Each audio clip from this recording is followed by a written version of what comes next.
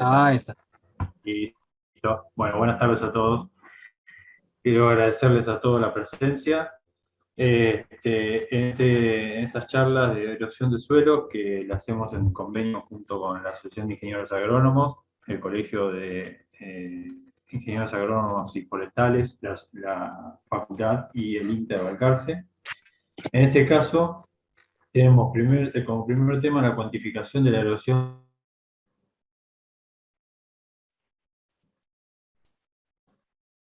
del sur. Quien es licenciado en Ciencias Geológicas de la Universidad Nacional del Sur de Argentina, magíster en Ciencias Agrarias de la Universidad Nacional del Sur, doctor ingeniero de Caminos, Canales y Puertos Universales de la Politécnica de Valencia, de España.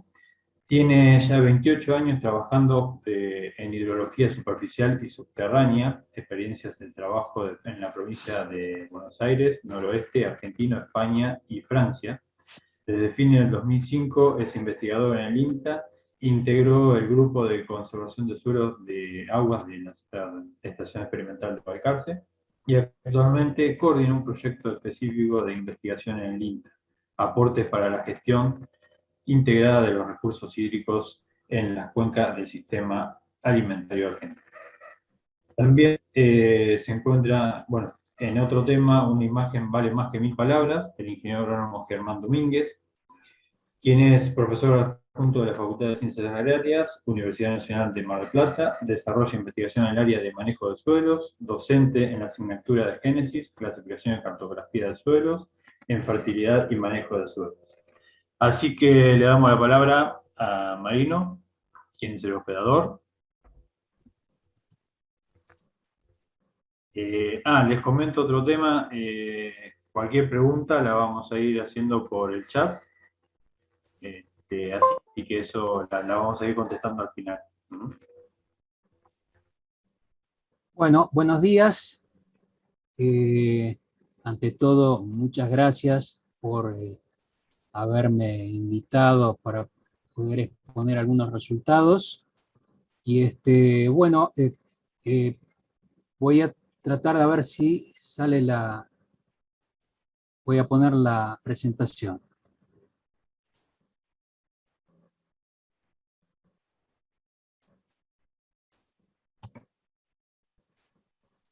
¿Se ve? Ok. Perfecto, perfecto. Perfecto, bueno. Listo, entonces,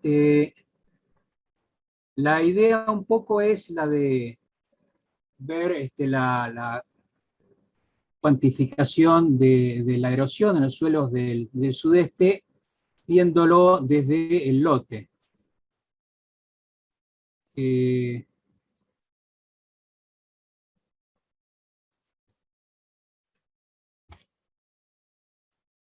Más o menos el paso que uno va a tratar de exponer es un poco la cifra, en lo que son las cifras nacionales, algún caso de erosión hídrica a escala de cuenca, para después ya pasar a los datos de erosión hídrica a escala de lote, un poco reflexionar si realmente conocemos la dimensión del problema en su conjunto y algunas nuevas propuestas que están en proceso de elaboración en cuanto a la investigación del proceso de erosión hídrica.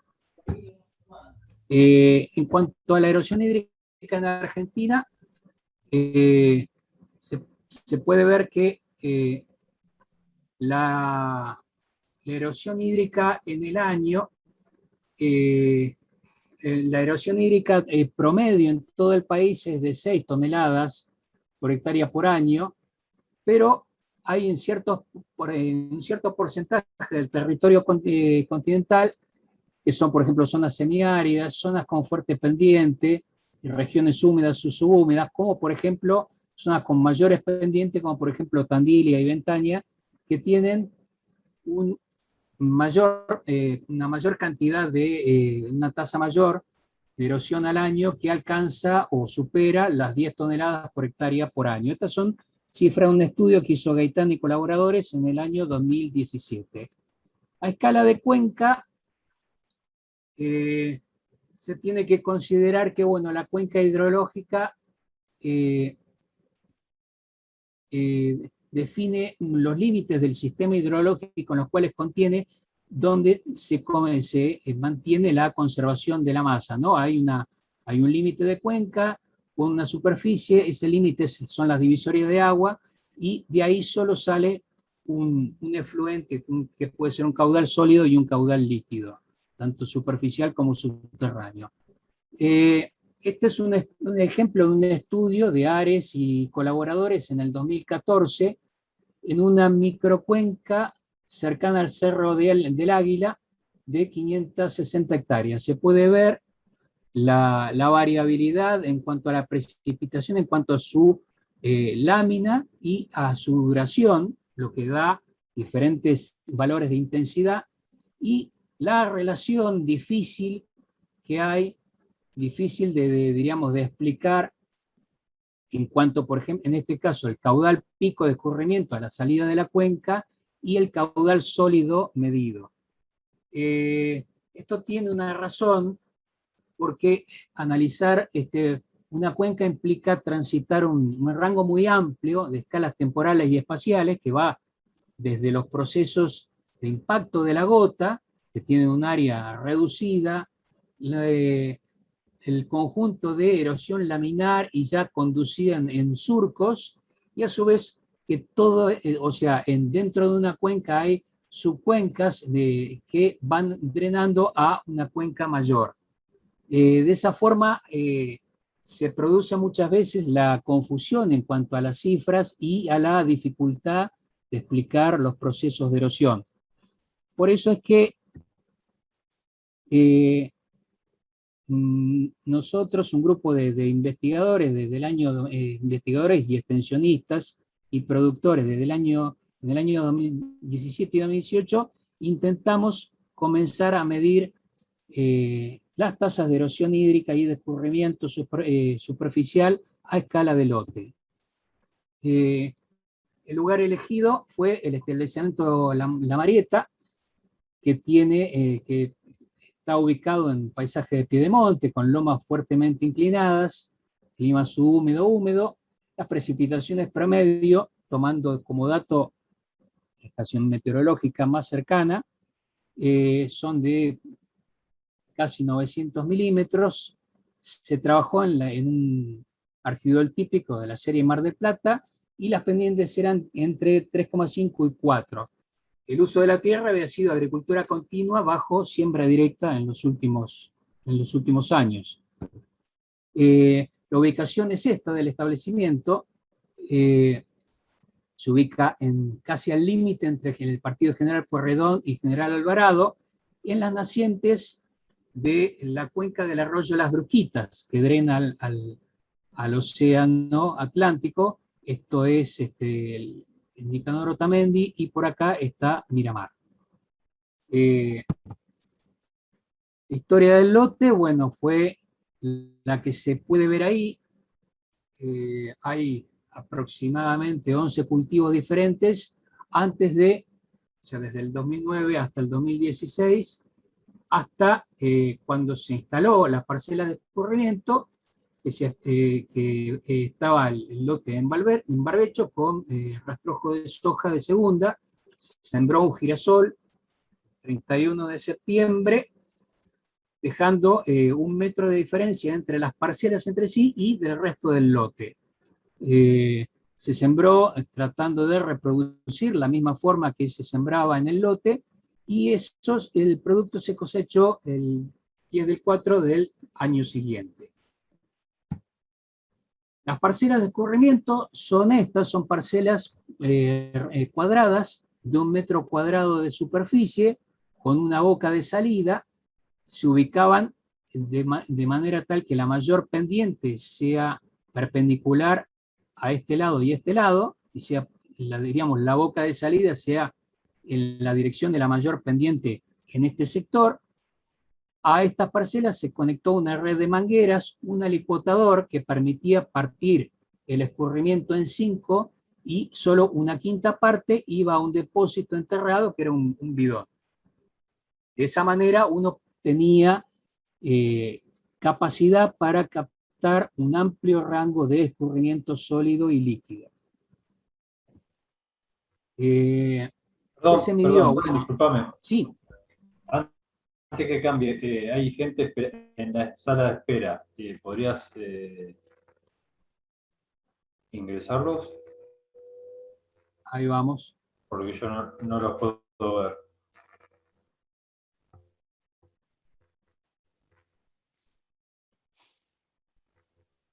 Desde el chat.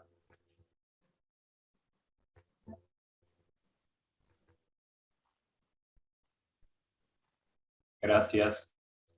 Vamos admitiendo.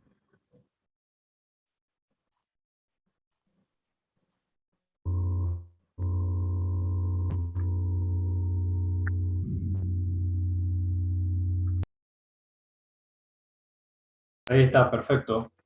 ¿Perfecto? Gracias. Bueno. Sí. Bueno, un poco para los que llegaron más tarde, sigue habiendo personas, ¿eh?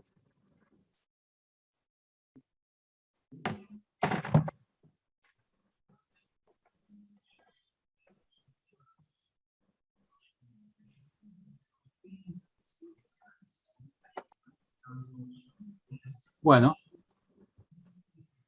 Por favor, le pido al resto que silencien los micrófonos. Gracias. Claro.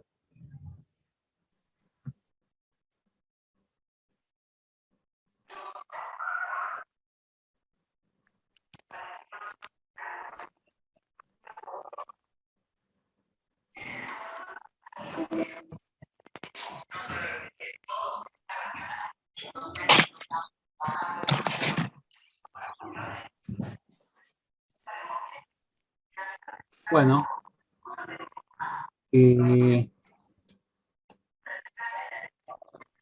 Lo importante era que dónde estaba el lugar donde se hicieron las experiencias de la parcela, que era un establecimiento que se encuentra entre General Pueyrredón y Alvarado, en las nacientes de la cuenca del arroyo Las Brujitas, con una larga historia de agricultura continua. En el caso de las mediciones, se realizaron instalando parcelas de escurrimiento en un bloque que está bajo barbecho, y se sembró un girasol el 31 de noviembre y se cosechó el 10 de abril del año siguiente.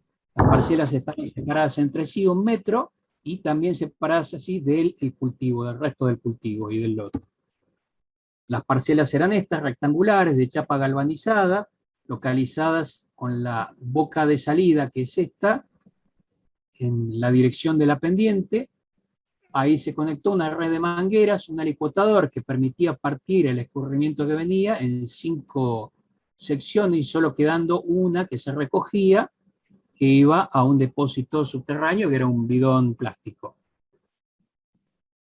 Quiere decir que se midió todos los procesos de escurrimiento y erosión antes, durante y después del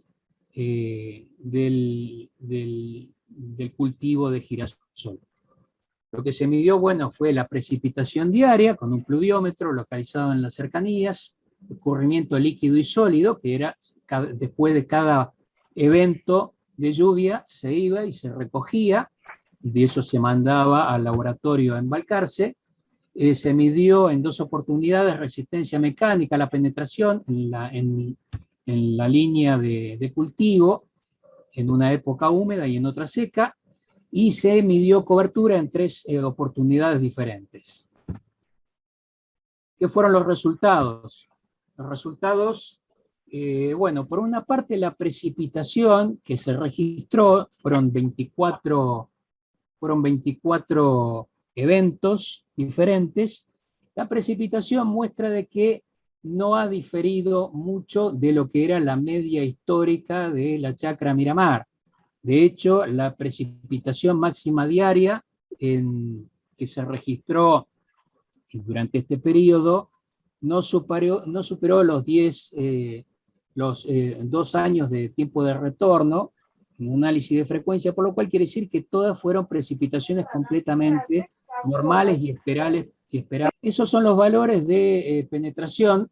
Se puede ver en lo que era la época húmeda, los niveles que alcanzaba en diferencia con los valores en el momento de mínima humedad, que era entre 2 y 18% en los primeros centímetros. Por lo tanto, se puede ver que había un problema bastante importante de compactación de suelos en el horizonte superficial. La cobertura, la evolución de la cobertura en las 3 fechas, siempre cuando el cultivo estuvo, diríamos, evolucionando, la cobertura era en general muy alta y después cayó luego de que el cultivo se entregó.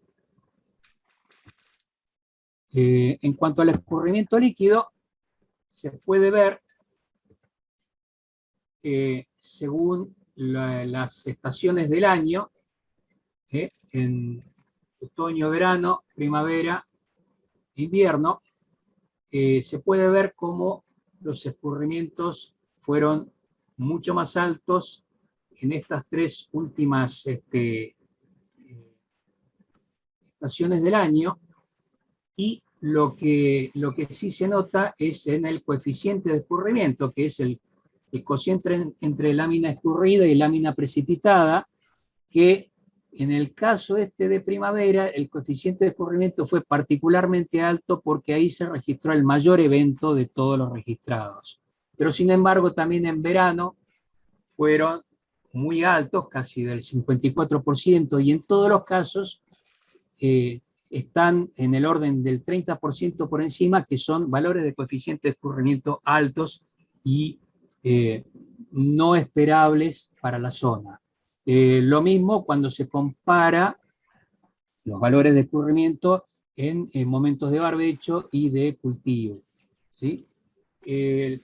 Como se había dicho antes, el total de eventos medidos fueron 24.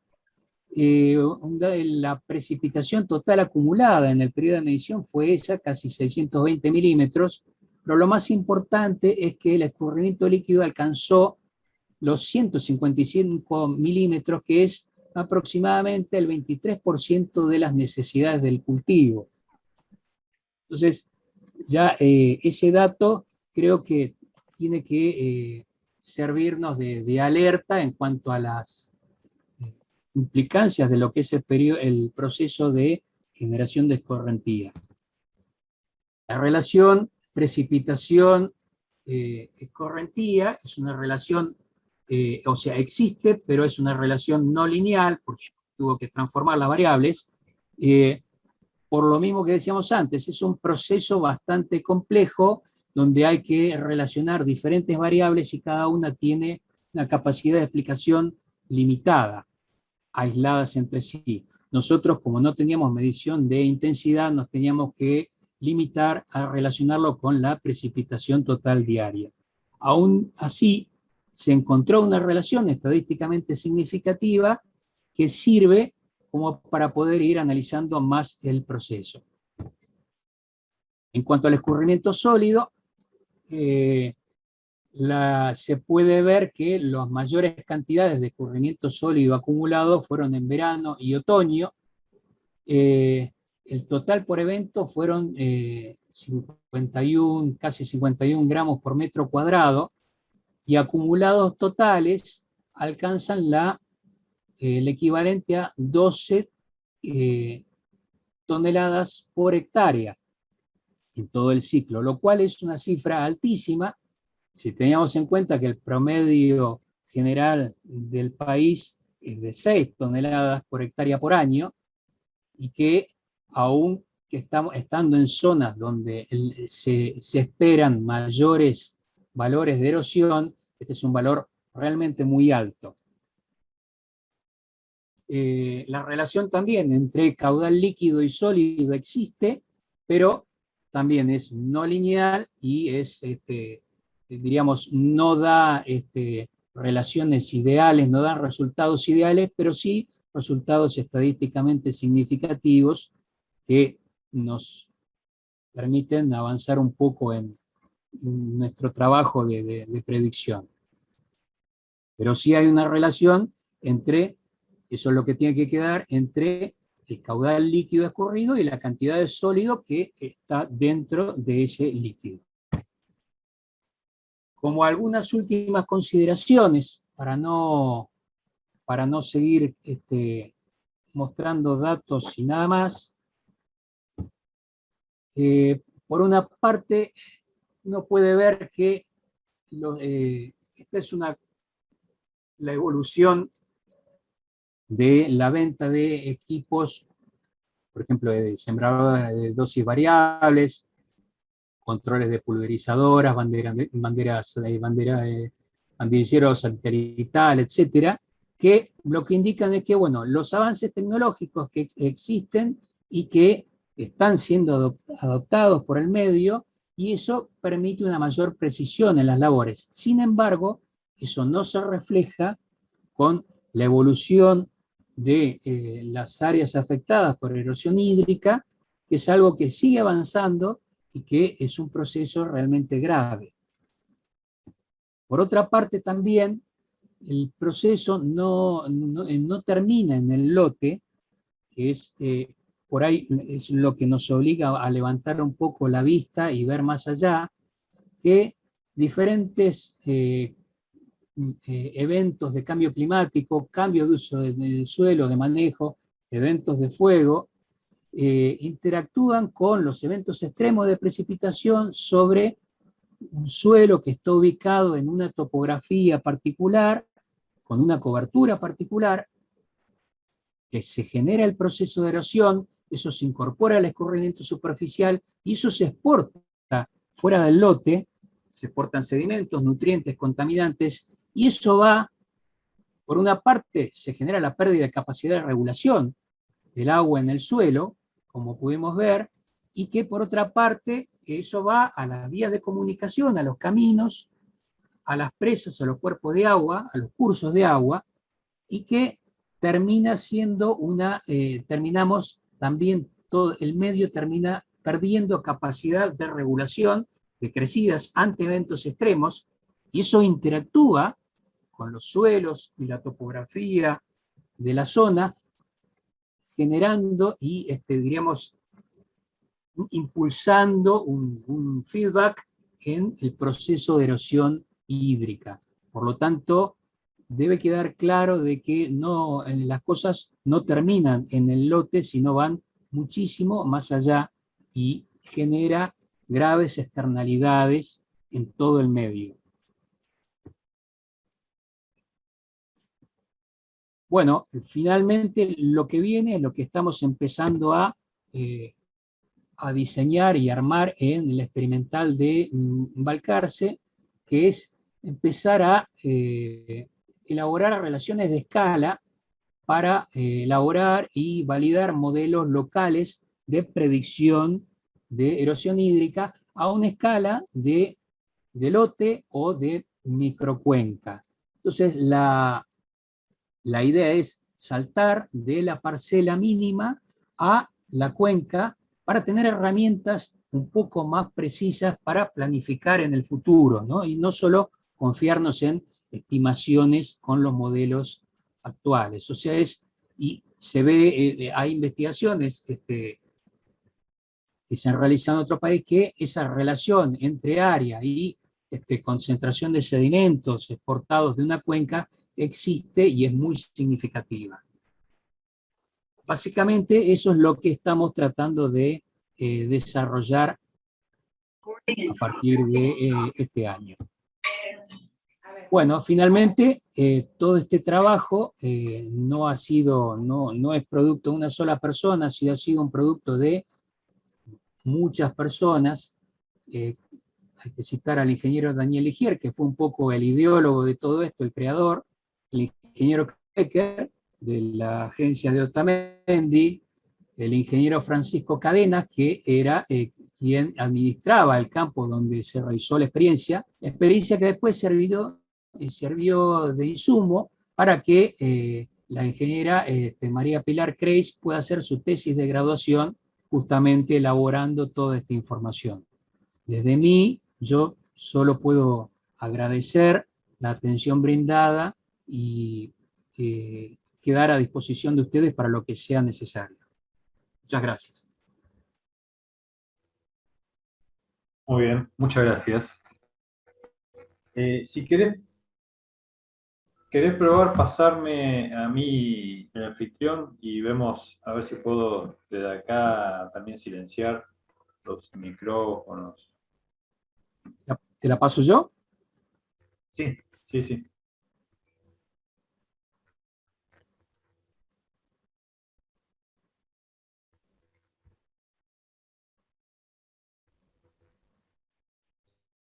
Sí, porque si no es mucho trabajo para ustedes estar dando la presentación y estar silenciando los micrófonos.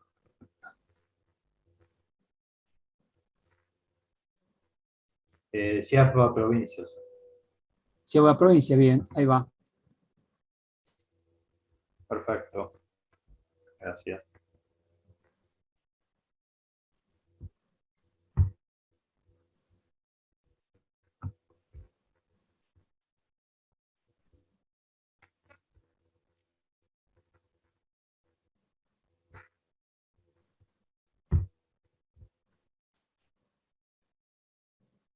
Cualquier duda que haya, que surja ahora o luego, eh, yo estoy a disposición, ahí tienen mi mail, si necesitan consultar algo, estoy para eso.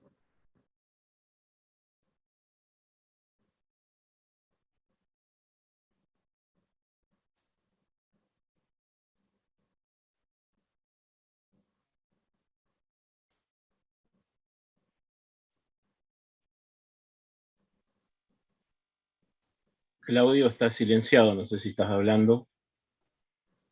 Sí, sí, sí, ya va. Ya. Estamos.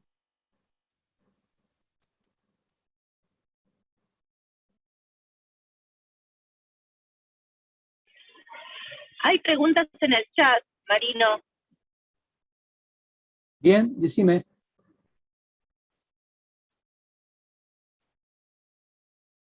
Bueno, las leo yo, a ver. Si querés te las digo yo. Sobre el precio de un juego completo de estas parcelas de chapa, mirá, es complicado. Yo en este momento no lo tengo. No son baratas, porque están hechas con una chapa de bastante grosor, y la chapa galvanizada hoy día es hasta difícil de conseguir. No te puedo decir quién el precio actual de eso, pero imagínate que tendrías que poner al menos dos como para tener una idea de promedio de valores. Había otra De pregunta, todas formas, Marino. eso lo podemos ver desde la experimental. Había otra pregunta, Marino, que yo parcialmente la respondí, que era por qué había 5 mangueras en las parcelas y una sola estaba conectada a un bidón. Bueno, eso era, fíjense que cuando se ve la imagen de la parcela, ahí sale una manguera, esa manguera va a un cuadradito blanco que es un alicuotador, eso permite partir todo el volumen que entra, o sea, el volumen que sale de la parcela, partirlo en 5, y así uno puede tomar un quinto de eso, que es una muestra representativa, y que nos permite que, aún con eventos grandes de lluvia, nosotros podamos tener una muestra sin que se rebase el bidón y por lo tanto perdamos parte de esa muestra. En general, en todas las parcelas de escurrimiento de todos los tipos, siempre hay una estrategia de esta, puede ser en 5, en 8, en 16, pero es lo usual. En nuestro caso nos resultó práctico en 5, por las dimensiones de la parcela. Perfecto. Ahí ya le pasé a Germán. Ya va a poder compartir la pantalla, Germán. ¿Qué hacemos? ¿Seguimos con las preguntas charla de Marino? Porque había más preguntas. Acá dice la parte sólida va en igual repartición con ese sistema. Sí, cuando se parte tanto lo líquido como lo sólido. Justamente uno necesita tomar una muestra de ese conjunto. Después te preguntaba Marino, José Luis, te pregunta cómo pueden extrapolarse esos datos Me parece que te lo preguntó antes y vos después hiciste el comentario de pasar de la parcela a la cuenca. La extrapolación de esos datos así o sea, forma parte de un proceso de escala que no es, o sea, uno necesita conocer cuál es la relación de escala entre esa área mínima y el área, por ejemplo, del lote que se está trabajando. Justamente para poder resolver esto, nosotros con estos valores encontramos valores que son representativos a la escala que se los midió, ¿sí? Y nosotros justamente por eso al final estamos planeando hacer parcelas de escurrimiento de diferentes escalas justamente para poder encontrar una relación de escala que nos permita extrapolar al menos hasta cercano a una superficie de un lote normal de la zona. Siempre contando que son extrapolaciones a partir de un modelo estadístico, no es la verdad absoluta, pero por lo menos nos serviría para contrastar con una estimación que se puede hacer con la RUSLE, por ejemplo.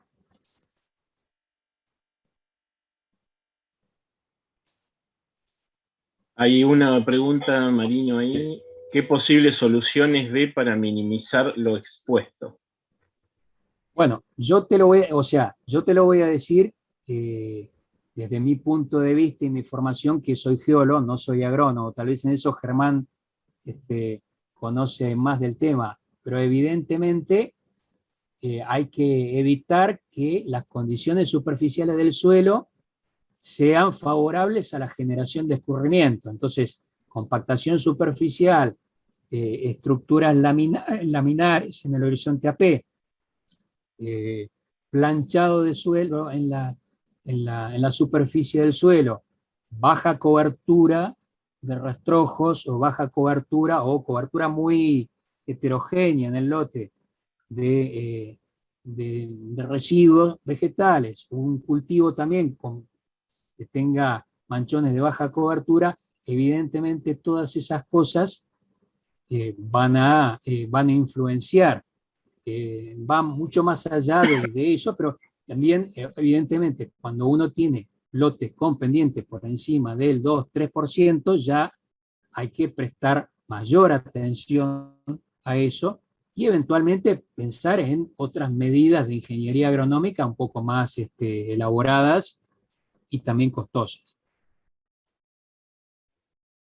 Germán, bueno, ahí tenemos dos preguntas más. No sé, hacemos esta de José Bosadí. Esas dos preguntas las voy a retomar yo en mi charla, así que si querés arranco. Listo. Bueno, dale, fantástico, gracias.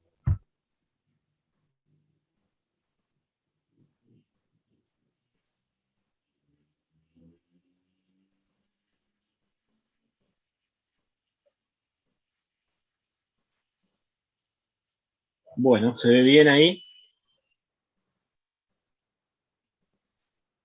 No me tomes en cuenta porque Sí, con un celular, fantástico. así que no pasa nada. Bueno, buenas tardes a todos. Le agradezco a la IAP por haberme invitado a la charla.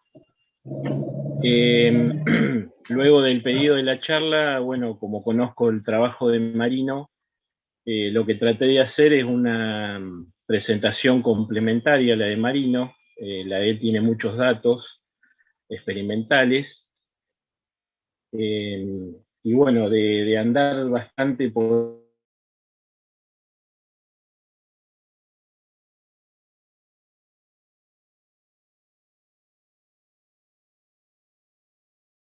mi presentación se basa en imágenes de lo que está pasando en los suelos del sudeste, más que en datos y en números, aunque algunos números va a haber. Por eso se llama, el título de la presentación es Una imagen vale más de 1000 palabras. Bueno, las imágenes, las fotos que van a ver en esta presentación están tomadas en toda la zona sudeste, en los partidos Benito Juárez, Tandil, Lobería, Balcarce, Alvarado y Pueyrredón. O sea que el problema no es en algún lugar en particular, sino que el problema es en toda la zona donde hay problemas de pendiente. Bueno, vamos a iniciar la presentación mirando, ustedes si están familiarizados con el Google, pueden estar mirando imágenes.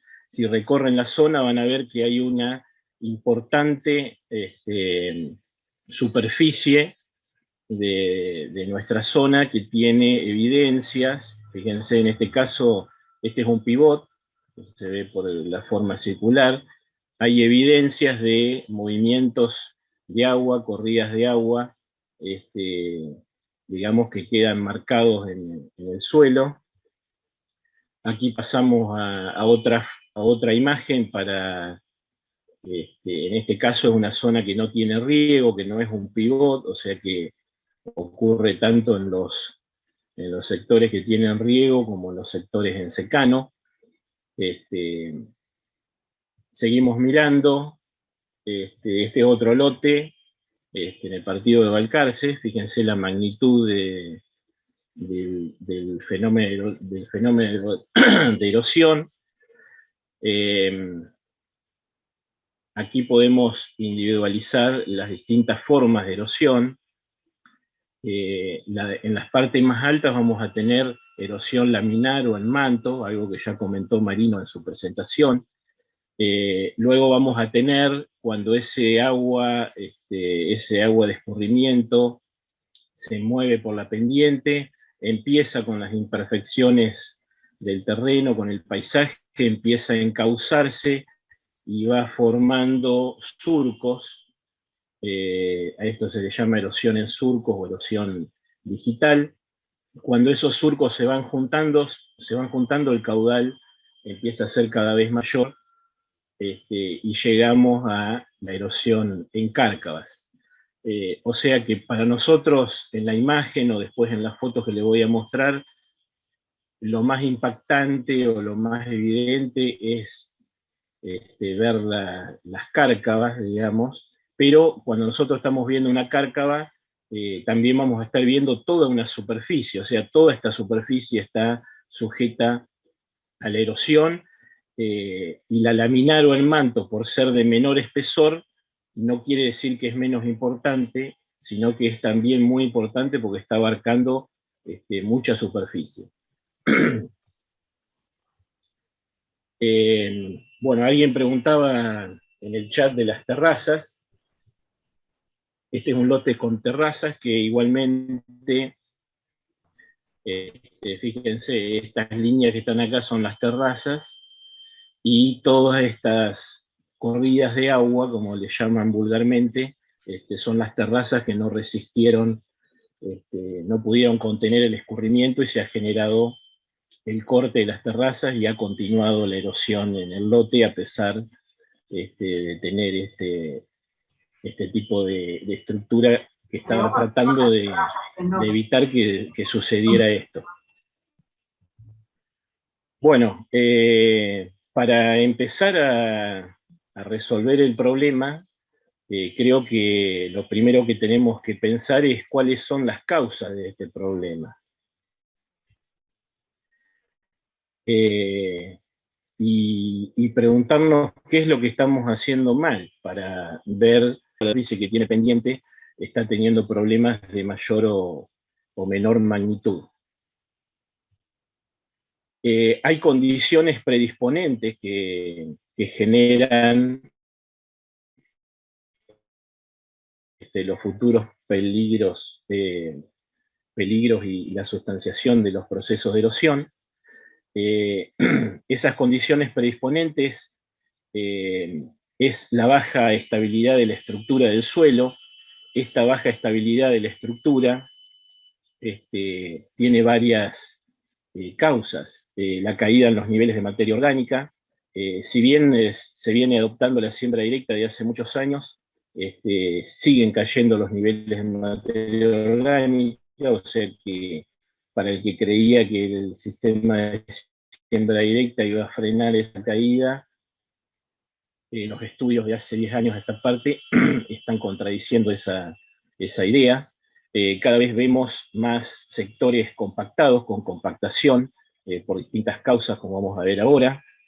Continúan habiendo labranzas agresivas, a veces focalizadas en cultivos semi-intensivos, que pueden provocar, contribuir a esa baja estabilidad de estructura, y además en los sectores que tenemos riego, como estamos regando con aguas bicarbonatadas sódicas, estamos agregando altos niveles del catión sodio, y estamos generando un deterioro de la estructura y un deterioro de la porosidad del suelo.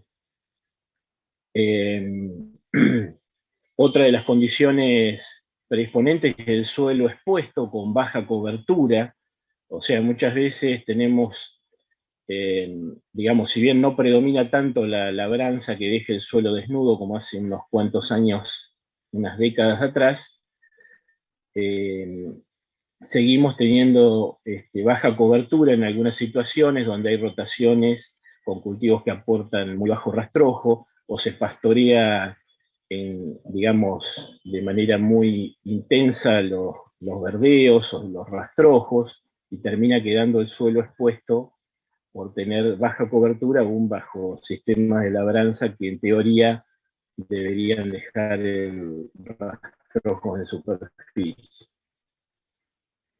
La pendiente es necesaria para que ocurra el movimiento de agua, o sea, en toda la zona, digamos, la mayor parte hay pendiente, entonces genera la condición predisponente, y también la ausencia de obstáculos, las longitudes, digamos, contribuyen a esas condiciones para que se genere este proceso. Bueno, dentro de las causas podemos empezar con los problemas de infiltración que estábamos mencionando por el deterioro de la estructura del suelo. Podemos empezar a ver esto con imágenes tomadas en lotes con riego, donde en este caso se tomó una muestra de suelo del horizonte A en la zona sin riego. Este es un lote que tenía un pivot, y en la esquina de los pivots donde no llega el riego, se toma, digamos, el estado natural del suelo, por así decirlo, natural en producción, ¿no? Vemos en este caso una estructura granular en bastante buen estado, que es la que debería tener el suelo, y en este caso vemos estos bloques de suelo disperso por presencia del sodio que encontramos con riego. Aclaro que el riego de por sí no es malo, sino que lo que lleva a esta situación es no dimensionar los milímetros de riego de acuerdo a la calidad de agua que se tiene, ¿no? Entonces, estos problemas de infiltración en esta zona hace que tengamos que cuando llueve no ingrese el agua en el perfil, entonces generamos mayor volumen y caudal de escurrimiento, lo que provoca y acentúa los problemas de erosión. Este es otro caso donde tenemos compactación del suelo. Este es un lote en secano. Tenemos compactación por pastoreo. Digamos, cada una de las prácticas que estamos mencionando, no piensen que la práctica del pastoreo es el problema, sino que el problema es hacer el pastoreo inadecuado. O sea, si tenemos los animales cuando el suelo está húmedo, con alta carga, o sea, metemos los animales en el lote y nos olvidamos, vamos a encontrar esta situación, una estructura laminar, una costra superficial. Fíjense esa parte gris de ahí arriba, el suelo ha perdido totalmente la estructura por el amasado que producen las patas de los animales. Está comido hasta lo último, digamos, este verdeo, y bueno, en estas condiciones se genera compactación, y esto va a generar el problema de infiltración que acentúe el nivel de escurrimiento en el lote. Esta es otra situación en pastoreo de un rastrojo de maíz luego de la cosecha, donde se genera una compactación superficial. Fíjense que acá cuando vemos este pedazo de suelo que sale, este bloque, vemos que no tiene, digamos, teníamos que estar viendo la porosidad del suelo. Acá tenemos solo los microporos y, digamos, la posibilidad de que entre el agua de lluvia acá es muy baja. Este es otro caso donde tenemos compactación superficial también por pastoreo de rastrojo de maíz y por tránsito de maquinarias. También hay una compactación superficial muy importante. Esto es bastante común, que se vean estructuras laminares. Cuando uno quiere romper el suelo, se ven que las grietas son horizontales. O sea, si nosotros queremos que el agua entre verticalmente, pero la generación de macroporos, los únicos macroporos que tenemos están horizontal, va a interferir con el movimiento de agua. Esta es una compactación subsuperficial, por debajo de los 5 centímetros. Este agujerito que está acá es donde clavamos el pinchómetro para ver la profundidad del suelo, o sea que esto está en la posición normal que tiene el suelo. En este caso es un lote que tenía altos niveles de sodio porque venía siendo regado con mucho milimetraje, con mucha frecuencia. También había contribuido el tránsito de maquinarias para esta compactación.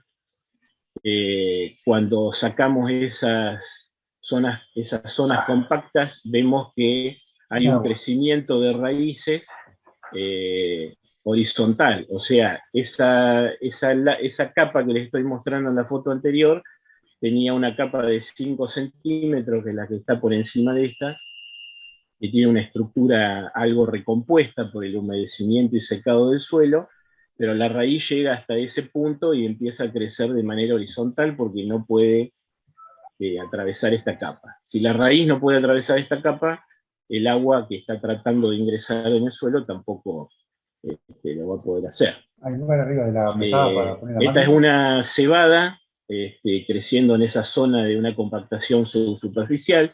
Fíjense que casi todas las raíces del cultivo están en más o menos unos 7 centímetros, que es la parte superficial del suelo, que con el humedecimiento y secado ha podido recomponer en algo la estructura, y a partir de esta profundidad ya tenemos bloques con muy baja macroporosidad. Esta es otra imagen de otro lote, también con un cultivo de invierno, donde la mayor parte de las raíces está superficial, digamos, y tenemos compactación subsuperficial. Bueno, esos problemas de compactación, digamos, de alteración de la porosidad, generan escurrimientos, y esos escurrimientos, como tenemos pendientes, se empiezan a mover, se empiezan a mover en manto, como vimos al inicio. Después eso se va juntando en surcos, y empezamos a tener estas evidencias visuales muy importantes en estos lotes. O sea que lo que se está produciendo acá es consecuencia de tener un mal manejo del suelo y deteriorar sus propiedades. Esos surcos de erosión empiezan a tomar dimensión, empiezan a juntar mayor caudal, mayor fuerza erosiva. Tenemos pendientes largas, donde la velocidad del agua el escurrimiento va aumentando, tiene mayor fuerza erosiva, entonces la situación se va agravando cada vez más. Empezamos en una situación leve, donde estamos perdiendo solamente el horizonte A. El horizonte A tiene determinada resistencia porque tenemos una buena acumulación de materia orgánica, pero digamos, si el caudal de agua que está transitando por este punto es importante, va a generar la fuerza erosiva para que se vaya perdiendo el suelo. En la medida que nosotros dejemos las cosas así como están y no hagamos nada, esto se va a ir agravando.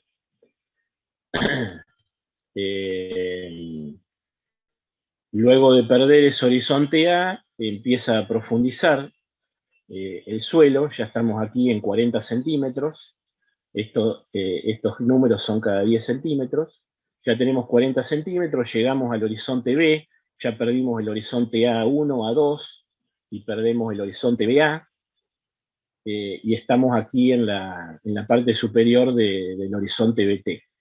El horizonte BT tiene mayor resistencia porque tiene en nuestra zona normalmente un mayor contenido de arcilla, una estructura en prismas, en bloques, que es bastante más fuerte, pero ante la concentración de agua en este punto, si la situación avanza y no hacemos nada, va a seguir profundizando. Entonces, como vimos en esta, llega hasta el horizonte BT. Bueno, acá estamos más o menos a la mitad del horizonte BT, se sigue perdiendo el suelo, y llegamos a esta condición. La línea amarilla acá marca 1 metro, así que estamos a 1,10 m aproximadamente. En ese 1,10 m ya pasamos de perder todo el horizonte B, y lo que tenemos abajo del 1,10 m es el horizonte C, el material original. El horizonte C tiene muy bajo nivel de materia orgánica, tiene es el que tiene menos cantidad de arcilla, que le podía dar resistencia. Entonces, lo que estamos llegando a este punto es al sector del suelo más vulnerable y más fácil de ser erosionado. Entonces, cuando pasamos a estos niveles de gravedad, ya que pasamos el horizonte B, digamos, es como que no tenemos fin. Acá inclusive se puede acelerar la erosión. Bueno, llegamos a estos casos extremos, que, digamos, yo lo puse especialmente para que vean, lamentablemente no son situaciones raras, sino que se pueden encontrar varias de estas imágenes en toda nuestra zona. Acá tenemos 1,60 m aproximadamente de profundidad. La pérdida se acelera, como les decía, porque estamos perdiendo el horizonte C, que está más suelto, digamos. Y acá tenemos un extremo donde tenemos casi cerca de 2 metros, de más de 100 metros, este sector. Llegamos a una pérdida extrema. Si bien esta es la imagen que impacta, digamos, y este es el sector donde se produjo este problema que es gravísimo, el tema que tenemos que pensar también es que todo el lote está perdiendo suelo, no solo en este punto. Esta imagen les voy a mostrar, esta es lo que se llama la cabecera de la cárcava, que es un escalón donde el agua que viene de esta parte superior, y tenemos aquí, viene moviéndose, y acá se produce un escalón. Esta caída, este escalón, cuando cae el agua, esto se va desmoronando, y la cárcava va creciendo de abajo hacia arriba. O sea que si no intervenimos rápidamente para parar este proceso, esta magnitud de la cárcava se va a seguir remontando hasta llegar a la parte superior. Y por otro lado, cuando tenemos esta magnitud, digamos, cuando pasa el agua por aquí dentro, va desmoronando los taludes, entonces no solo profundiza, digamos, la cárcava, se hace cada vez más profunda, se hace cada vez más larga porque va creciendo hacia arriba, y se hace cada vez más ancha porque va desmoronando los taludes. Me voy a detener ahora en una situación particular que son los caminos. Los caminos rurales, a veces que están en muy mal estado. Fíjense, este camino, aquí no tenemos una cuneta que contenga el agua que se genera, este camino está toscado, entonces no tiene nada de infiltración de agua, por supuesto. No tenemos una cuneta acá, entonces el agua de todo el camino que junta de toda la pendiente, se escuela por este lugar y se mete en el lote. Y con esa entradita de agua, después tenemos una cárcava. También ocurre lo mismo en los caminos internos. A veces cuando tuvimos que transitar por alguna razón los caminos que están en pendiente, en un día lluvioso, en un día que había barro, generamos una huella, y a partir de esa huella, después con la próxima lluvia, se va generando problemas de erosión. O sea que no solo tenemos que prestar atención a lo que pasa en los lotes, sino que debiéramos, digamos, tener los caminos con un formato adecuado para que no se produzca. Este es un caso muy típico que podemos ver. Esta zona donde vemos la cárcava es una zona donde estaba el camino viejo, que por unas huellas que se generaron por tránsito en un día húmedo, empieza a progresar y se forma una cárcava de importantes dimensiones. Lo que se hace normalmente cuando tenemos este problema, digamos, si no lo tratamos de solucionar, no tratamos de evitar que siga avanzando, lo que hacemos normalmente es, bueno, hacemos un caminito al lado para esquivar la cárcava. Y fíjense, este es el camino, el segundo camino, que ya empieza, digamos, como no está abovedado, no tiene una forma adecuada, ya empieza a encajonarse, y es la etapa previa de generar acá otra. Entra algo de agua, ya tenemos otro camino del lado derecho que está en mejores condiciones porque es más nuevo. Entonces, digamos, por no estar atendiendo este problema, fíjense toda la superficie que estamos perdiendo acá, que sería superficie productiva del lote, y que habiendo desde el inicio generado un camino con la forma adecuada, con una vía de drenaje de una sección parabólica que no genere, digamos, se mueve el agua, bien empastado, se van multiplicando estas situaciones. Bueno, este es un establecimiento que hicimos una evaluación de erosión en una superficie de 200 hectáreas. Esta que se ve acá, que es como una plantita, son todas las cárcavas, toda la red de cárcavas que se formó en ese lote. Están clasificadas como leve, moderado, severo, muy severo y extremo, digamos, de acuerdo a la profundidad de pérdida de suelo y al ancho de esa cárcava. En esta superficie de 200 hectáreas, que es una superficie relativamente chica, obtuvimos estos números. Fíjense, acá tenemos clasificado por el nivel de erosión, por la profundidad en que estamos perdiendo el suelo, la cárcava, la longitud de la cárcava, esta es la suma total, el volumen faltante de suelo, y el movimiento de tierra que se necesitaría hacer para lograr perfilar esas cárcavas.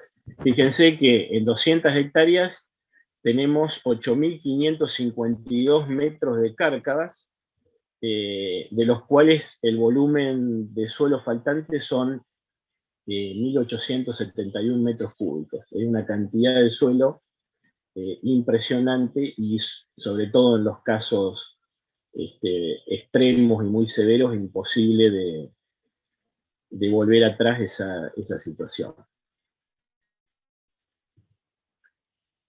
Bueno, pero como les decía, tal vez las imágenes más impactantes, más evidentes son las cárcavas, pero el problema es que tenemos erosión en todo el lote. Esta imagen, que por ahí es menos impactante que las anteriores, pero eso es lo que queda en este lote, en toda su superficie, que es 65 hectáreas. Eso es lo que teorizó el capuchón de la lapicera, ahí empieza donde está la línea de tierra, empieza el horizonte BA, porque el lote en toda superficie un horizonte A que originalmente tenía 25 centímetros, nos queda un poquito menos de 5 centímetros. Imagínense todo lo que perdimos, toda la productividad que perdimos, y no hay forma de recuperarlo. O sea, este tema lo tenemos, no podemos hacer nada.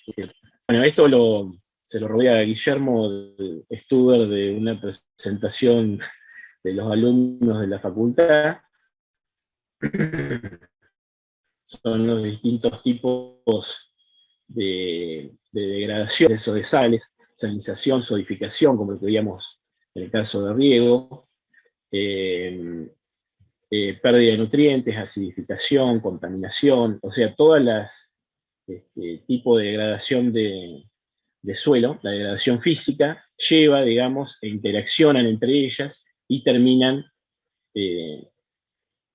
contribuyendo al proceso de erosión. Entonces, viendo este proceso, tenemos que pensar, como tuvimos una muestra acá de las condiciones que estamos generando en los suelos para que esto se provoque. Y tenemos que atender estas cosas para tratar de solucionar la erosión. Entonces, acá puse un listado como para ir terminando de los pasos para abordar el problema de erosión, que podría ser tomado de los pasos generales para abordar cualquier problema. Lo primero es reconocer que estamos teniendo un problema y dimensionar el problema. Es un problema muy grave porque el suelo que perdemos no lo recuperamos. Y si perdemos suelo, perdemos productividad, y si seguimos así, no vamos a tener suelos donde producir. Como punto siguiente, determinar las causas que lo generan.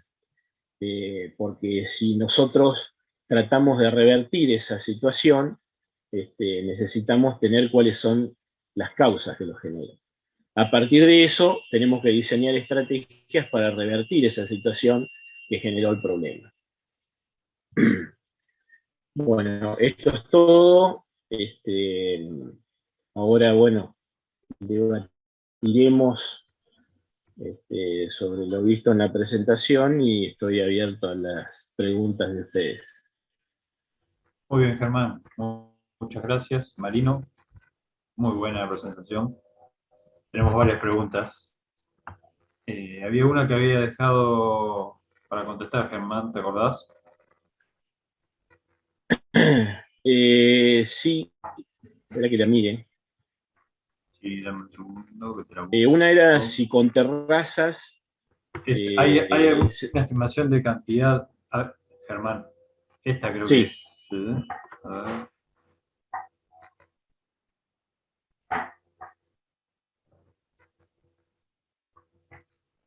Ah, sí, la de las terrazas.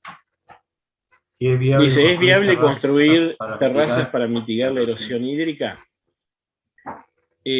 Las terrazas, el objetivo que tienen es, vieron que nosotros vimos distintas formas de erosión. La erosión en manto o laminar, la erosión en surcos o digital y la erosión en cárcavas. Las terrazas tienen el objetivo de establecer un obstáculo, de frenar el escurrimiento en un punto para que no se generen surcos de erosión. O sea que con las terrazas estamos tratando de controlar la erosión en surcos, pero no vamos a poder controlar la erosión en manto o la erosión laminar. Para controlar la erosión laminar tenemos que trabajar con la rotación de cultivos, con la cobertura, con la forma de producir en el paño de la terraza.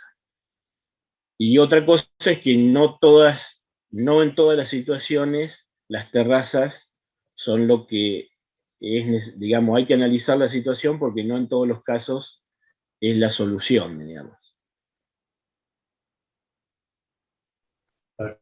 Perfecto. Había otra que no recuerdo si le había contestado, dice, si se pudo medir la erosión según la intensidad de la precipitación. Bueno, esa es para Marino. A ver, ¿cómo me la podés repetir? Pues no te escuché bien. Si se pudo medir la erosión según la intensidad de precipitación. No, no se pudo medir porque no teníamos forma de medir la intensidad de precipitación. Por eso todas las relaciones fueron en cuanto a la precipitación total diaria, la precipitación acumulada diaria, no en función de la intensidad. Bueno, después dice, ¿serviría rotar los cultivos con pasturas para mitigar la erosión hídrica?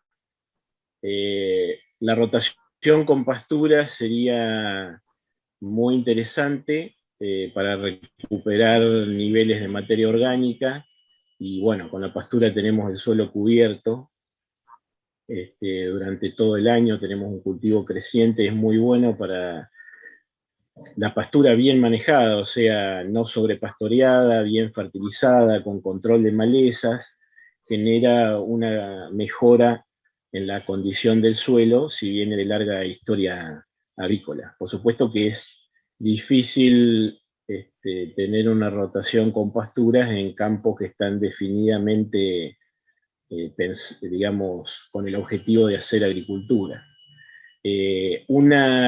Algo que se puede tratar de emular esa situación es, en un planteo de agricultura continua, es la utilización de cultivos puente. Los cultivos puentes son cultivos que se siembran entre cultivos de cosecha y puede servir para mantener cubierto el suelo más tiempo, mejorar, digamos, la condición superficial del suelo con la actividad de las raíces, con el aporte de carbono que hacemos tanto con las raíces y exudados como con los rastrojos de estos cultivos puente, digamos que podría ser una alternativa para los casos de agricultura continua. José Luis dice, ¿cuánto de la imagen es movimiento de suelo y cuánto de rastrojo? No sé a cuál se refiere. Lo que pasa, José Luis, al Disculpame, principio creo es que fue que una los de las primeros... Sí. primeras. Una de las primeras creo que fue, ¿te acordás que mostraste el pivot con las cargas que se veían las líneas? La imagen, una de las primeras de Google fue. Sí, bueno, la de Google no te lo puedo decir. Bueno, después me mostrás cuál es la que decías vos. Bueno, lo que pasa es que en los primeros movimientos se pierde rastrojo, y luego, bueno, se empieza a perder el suelo en la medida que esa situación sigue avanzando. O sea, el rastrojo en superficie en siembra directa está hasta que se lo lleva el agua, digamos, y después nos queda ahí suelo desnudo. Y dice, ¿a qué atribuís la falta de contención de las terrazas? ¿Errores de diseño por tomar datos de otras zonas? Puede ser, digamos, en las terrazas cortadas, esa imagen puntual que yo mostré, ahí hay un conjunto de cosas. Según mi opinión, esas terrazas no están correctamente distanciadas para las características de nuestros suelos. Y por otro lado, es un lote que tiene historia de riego y tiene problemas de infiltración, porque está afectada su porosidad por el alto contenido de sodio. Entonces, en esa situación, con las terrazas que están muy distanciadas unas de otras, con problemas de infiltración en los paños, con situación donde el pivot al girar, cuando pasa por arriba de la terraza, encima como está regando, la pasa con humedad, la terraza, digamos, baja mucho el nivel en ese punto donde pasa la rueda, y hay varias de las corridas de agua que se generaron ahí. Hay otras corridas de agua que se generan antes de llegar a la terraza, o sea que la terraza tendría que estar más cerca, o sea, a una distancia diferente. Y bueno, como te decía al inicio, es un lugar que tiene problemas de infiltración, entonces va a haber un alto volumen de escurrimiento, que la terraza finalmente no puede hacer milagro, no lo puede contener.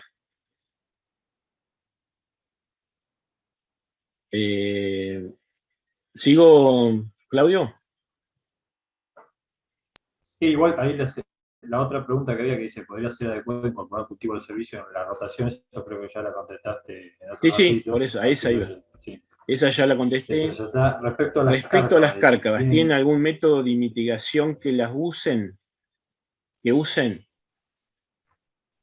Bueno, las cárcavas, lo primero que hay que hacer es ver cuál es la situación que se da, por qué está llegando el agua a ese punto y ver si hay alguna forma de detener la llegada a ese punto. Si naturalmente es una zona donde el escurrimiento se mueve por ese lugar y no hay otra, digamos, que se va a seguir generando escurrimiento, tenemos que preparar esa zona adecuadamente para que el agua pueda pasar sin generar el problema de erosión. Y esa preparación es, digamos, tener una forma parabólica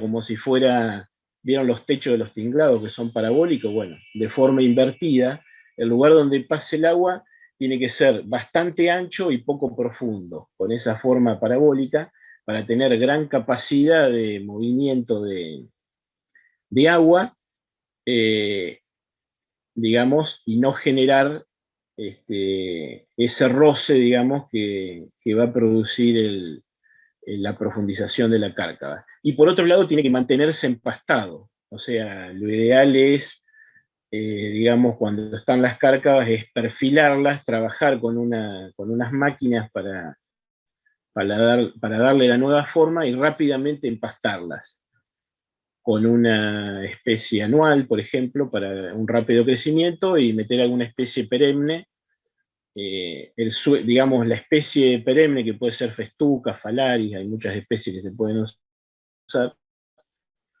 va a hacer que el suelo esté en buenas condiciones como para que permita el pasaje de agua y no se genere este problema. perfecto. Sí, ahí hay otra, estoy totalmente de acuerdo con esta, dice, O sea que que sería bueno sería, incorporar una rotación de laboreos sí, tipo vertical cada 5 o 7 años como para tratar de minimizar estos efectos, mejorando la infiltración y disminuyendo la compactación. Mirá, la labranza vertical me parece una buena opción cuando detectás que tenés un problema de compactación.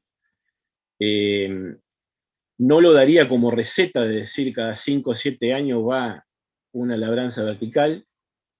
Y antes que eso, estaría evaluando la situación. Si vos tenés una compactación que se da en los primeros 5 centímetros, digamos, está muy de moda el paratil, el paraplow, distintos descompactadores, pero a veces se utilizan como una moda. Entonces, vos tenés una compactación en los primeros 5 centímetros, como una de las fotos que mostré yo, que era una situación de pastoreo. Entonces, ¿para qué vamos a meter un paratil a 35 centímetros si el problema lo tenemos en 5? Con esto te quiero decir que tenemos que evaluar eh, qué, qué es lo que estamos necesitando hacer y poder hacer una labranza para descompactar si es que la necesitamos a la profundidad que necesitemos, y según la profundidad que necesitemos, utilizar el implemento más adecuado. En el caso de las compactaciones subsuperficiales, posiblemente necesites una herramienta que vaya a más profundidad, pero me parece clave primero diagnosticar qué es qué compactación estás teniendo, qué problema estás teniendo, y analizar primero si con una labranza lo vas a solucionar. En los casos donde tenemos mucho sodio en el perfil, el suelo está disperso, las arcillas están dispersas por ese sodio, lo que puede pasar con la labranza vertical es que si el suelo está muy húmedo vas a hacer zanja en el suelo directamente, porque no lográs hacer esa rotura que se pretende de las labranzas verticales. Entonces hay que analizar muy bien la situación, a ver para el problema que tenés, qué sería lo más adecuado, y de alguna manera utilizar recetas de decir esto un cincel cada 5 años para... No, el cincel sí, cuando lo necesites y si necesitas ir en profundidad.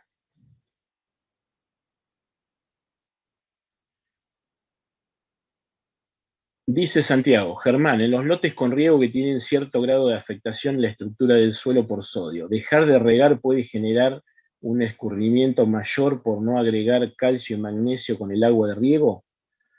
Además de sodio, obviamente. ¿Qué hacemos ante esta situación? No alcanza solo con dejar de regar. Bueno, los lotes con riego que están muy sodificados es un enigma, digamos. Lo que hay que tratar de hacer es no llegar a una situación tan extrema como se ve en algunos casos, porque la posibilidad de recuperación de esos lotes es bastante incierta y todavía no hay datos alentadores sobre sobre la posibilidad de recuperación. Lo que hay que hacer es tratar de no llegar a niveles altos de sodio, porque después es muy complicado revertir esa situación. En nuestra zona hay una interacción de ese contenido de sodio con la textura del suelo, o sea que cuanto más arcilloso el suelo, con menores niveles de sodio, ya generamos problemas graves. El agua, digamos, si bien es de determinada calidad, tenemos que ver cuál es la lámina que aplicamos, porque si aplicamos láminas muy altas, regamos todos los años, digamos, no dimensionamos bien la lámina de acuerdo a la calidad que tiene el agua, vamos a generar una situación que después es difícil volver. Y tal vez, bueno, se está probando el uso de enmiendas. Las enmiendas, primero que son muy costosas. Si nosotros quisiéramos, digamos, neutralizar, entre comillas, la cantidad de sodio que agregamos con el agua de riego, con calcio, y pensamos en los precios que tienen hoy las enmiendas por aquí, por la zona, la verdad que tendríamos que recalcular los márgenes brutos porque se nos vendrían abajo, porque la cantidad de calcio que debiéramos agregar para tratar de neutralizar el sodio que agregamos con el riego es muy alta y no tenemos una confirmación de que esto fuera a funcionar. Germán, seguimos con las preguntas. Sí. Carita Bueno. Terrier, que dice, ¿el escurrimiento superficial en mantos, surcos, cárcavas estaría condicionado por características microtopográficas propias de las geoformas per se y sus pendientes y o generados por el manejo inadecuado? Y en estas zonas... Dice, en estas zonas... Ya se respondió toda la pregunta. En estas zonas con pendientes considerables, como decís, ¿hay posibilidades de escurrimiento subsuperficial mediante las zonas laminadas, posiblemente con sedimentos limosos depositados en función de los manejos y el clima en relación a esas pendientes? Desconozco lo del escurrimiento subsuperficial, no sé a qué profundidad se refiere. Por ahí si una pregunta más del tema de napas, por ahí Marino puede hablar algo más de este tema, pero yo lo desconozco. Por supuesto, el micro relieve hace que primero la erosión sea en manto, y en la medida que ese micro relieve va condicionando el movimiento de agua, se va encauzando, y ese encauzamiento va produciendo la erosión en surcos, y cuando se juntan esos surcos y se hacen más graves, se forman las cárcavas. Es una característica del relieve. Bien, yo sigo leyendo. De Luisa Capelli tenemos cómo revertir una cárcava, creo que ya lo explicaste, el tema de la forma de lo de sembrarlo con un cultivo, diríamos, primero algo anual, después perenne, creo que está el tema. Tengo unas imágenes posteriores a mi presentación, que si las quieren mirar es una zona donde empezaron a trabajar para digamos, el reperfilado de las cárcavas y, bueno, las están empastando en este momento y están tratando de hacer algo. Las traje por si alguno preguntaba sobre eso. No las quise mandar de una para no hacer tan larga la presentación. Pero si las quieren ver, las vemos. Dale, fijémonos si hay alguna otra consulta más del tema y ya las miramos. Bueno. Habla de las terrazas, Javier Noir. Al tener terrazas bien diseñadas de evacuación, ¿estas ayudarían a sacar el agua excedente del lote por canales colectores empastados? Que no haya escurrimiento laminar o lavado de rastrojos. Bueno, también... Lo primero que tenemos que pensar del agua es que el agua es el insumo más vital que tenemos para la producción de cultivos. O sea que lo que tenemos que tratar es de que el agua ingrese en el suelo, porque el agua que ingresa en el suelo y después la saca del cultivo evapotranspirando nos genera ganancia. De eso vivimos, de una manera u otra.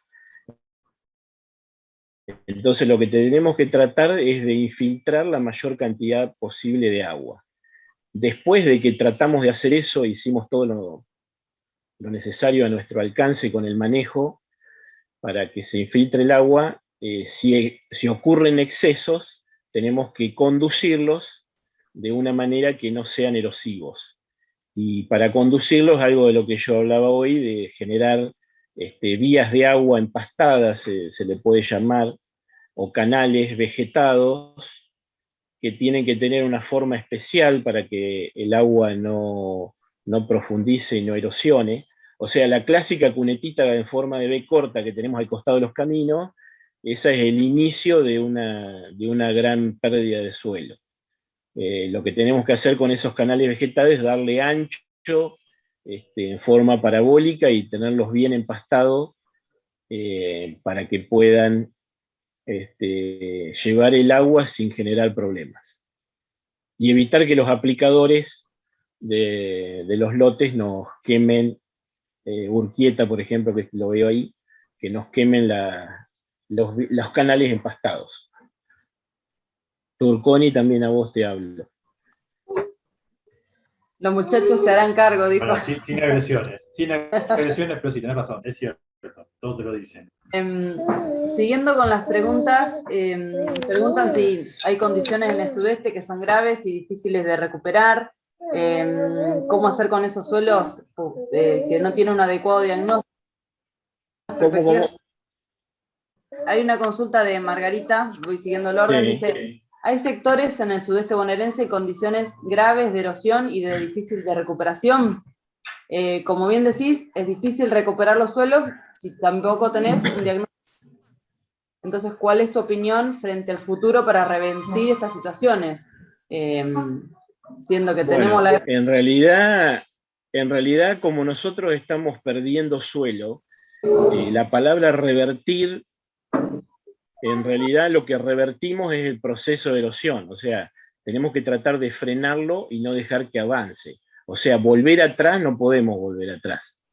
Podemos rellenar con un costo impresionante alguna cárcava, que es, digamos, esas cárcavas grandes, es antieconómico producir el rellenado de esas cárcavas, y si no atacamos el problema de raíz, vamos a rellenar una cárcava para que en la próxima tormenta nos saque toda la tierra.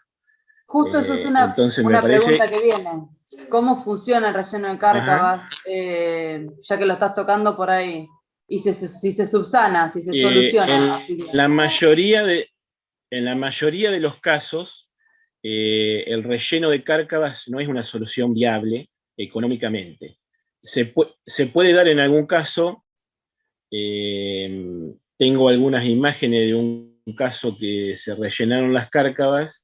Se rellenó una cárcava cuando vos tenés en el mismo lote una zona de depósito de esos sedimentos. O sea, en una parte del lote estaba erosionado y en la parte final, donde pierde pendiente, es donde se acumulan los sedimentos. Entonces, cuando vos tenés esos sedimentos acumulados cerquita de donde se generó la pérdida, posiblemente, aunque sea económicamente muy importante, el gasto de hacer eso, se pueda rellenar la cárcava. Ahora, esa cárcava que se rellenó se tiene que perfilar, se le tiene que dar forma, se tiene que empastar, y sobre eso todo se tiene que evitar de la mejor manera posible que siga trayendo agua. O sea, solo rellenar la cárcava no funciona, porque rellenamos la cárcava y va a seguir profundizándose.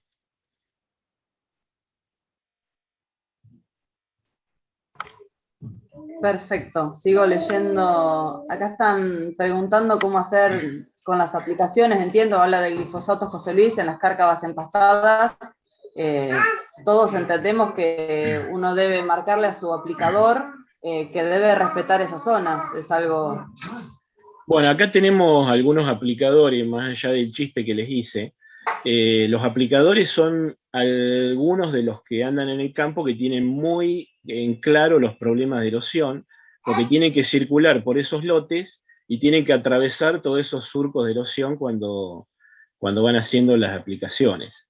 Entonces, si a esa gente que está complicada en el trabajo, o tiene una cárcava grande que no la puede pasar con el mosquito, y un lote de 60 hectáreas lo tiene que hacer en 4 paños diferentes, me parece que es fácil de convencerlo, decir, bueno, si yo genero el perfilamiento de la cárcava, genero el empaste, esa forma parabólica que va a permitir que el mosquito pase por ahí, digamos, lo voy a convencer rápidamente de que le va a facilitar la tarea de aplicación.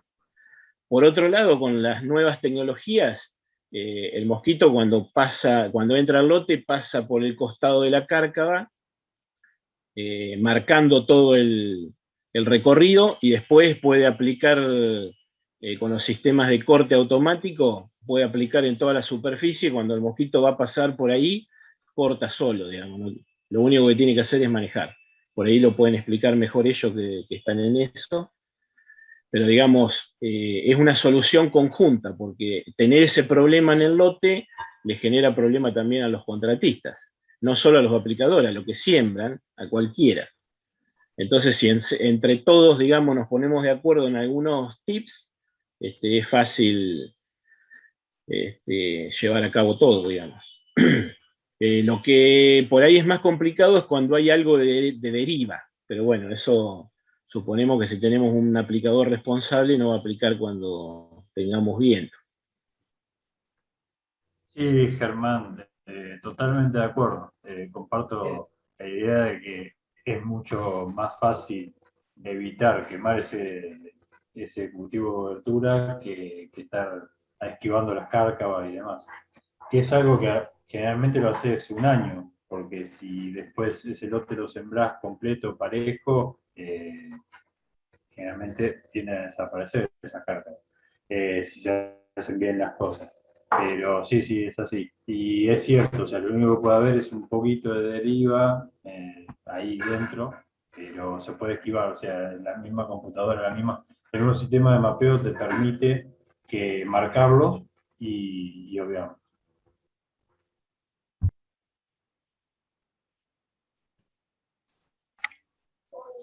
Perfecto. Nos quedan hay 2 preguntas sobre sodio que por ahí las podemos unir. Dice, ¿con qué porcentaje de sodio de intercambio se comienzan a evidenciar los problemas de infiltración?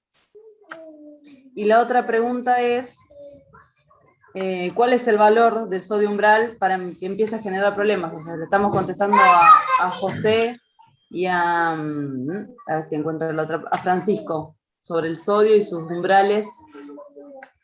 Muy bien. Bueno, hay un trabajo de José Luis Costa que está conectado acá, que si quiere puede hacer algún comentario después. Un trabajo de José Luis Costa y Virginia Aparicio del 2015, en el cual ellos, para situaciones de lotes del sudeste, evaluaron cuál era el nivel de RAS en el suelo. El RAS es la relación de absorción de sodio, o sea, cuánto sodio tenemos en relación al calcio y magnesio. ¿Cuál era el RAS en el suelo donde a partir del cual se empezaban a tener problemas de infiltración? Y ese valor está alrededor de 3,5.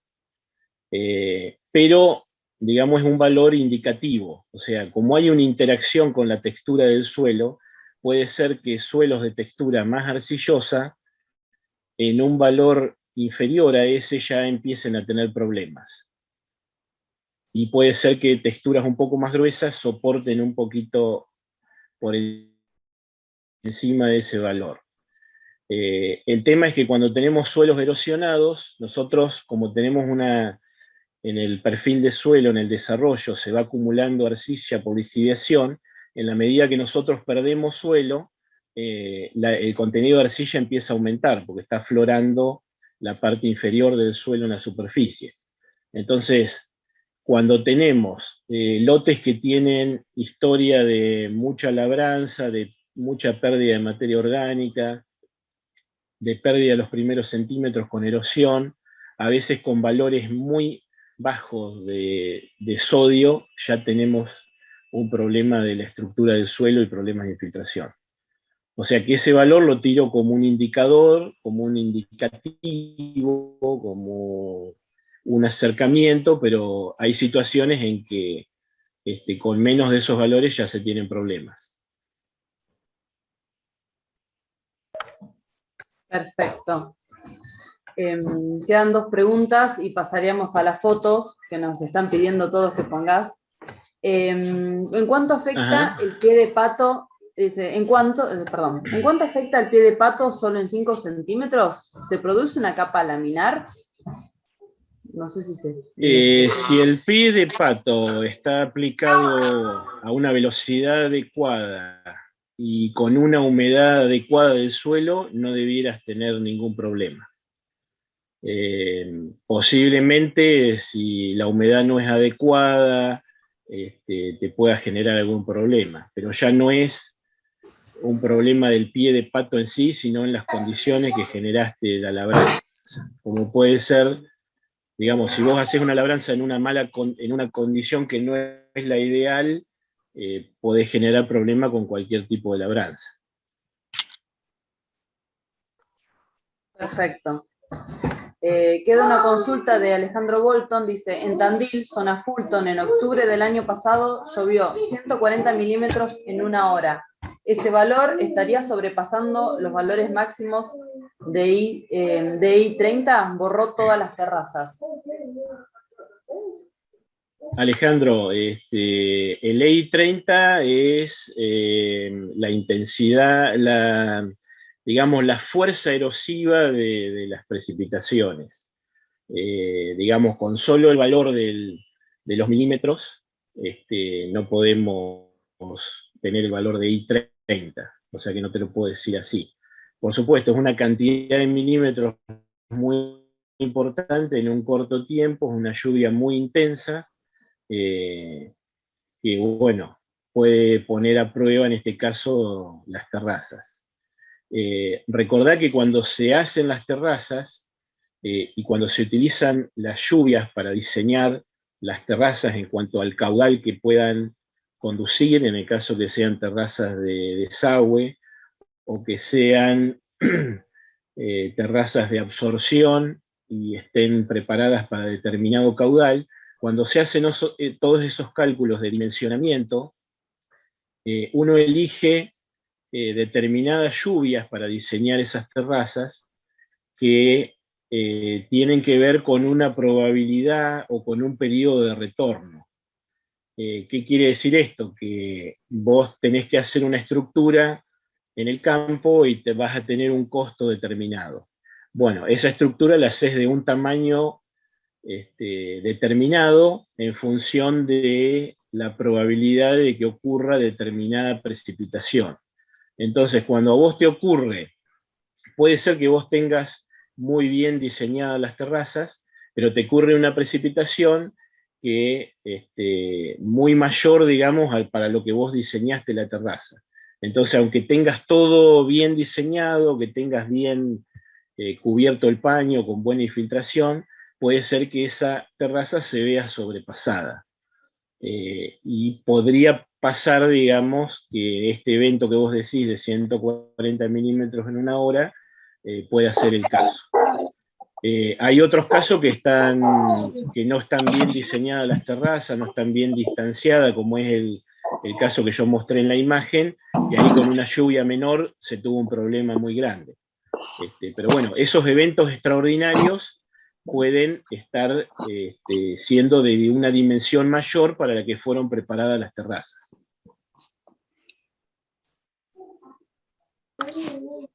Perfecto, esas serían todas las preguntas. No sé si alguien... Marino, ¿estás levantando la mano? No sé si estás saludando, ¿querés hacer algún comentario?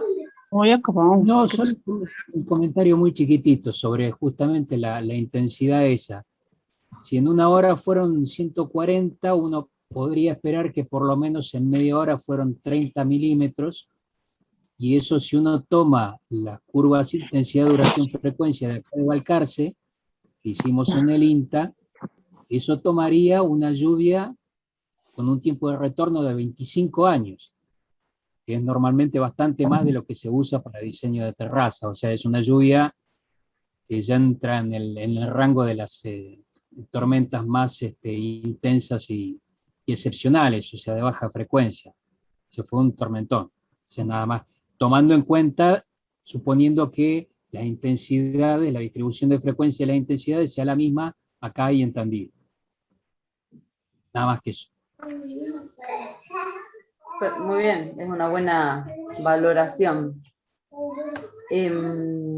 Pues, Germán, quedamos entonces a la espera de las imágenes. Todos están pidiendo que muestre lo que quedó pendiente.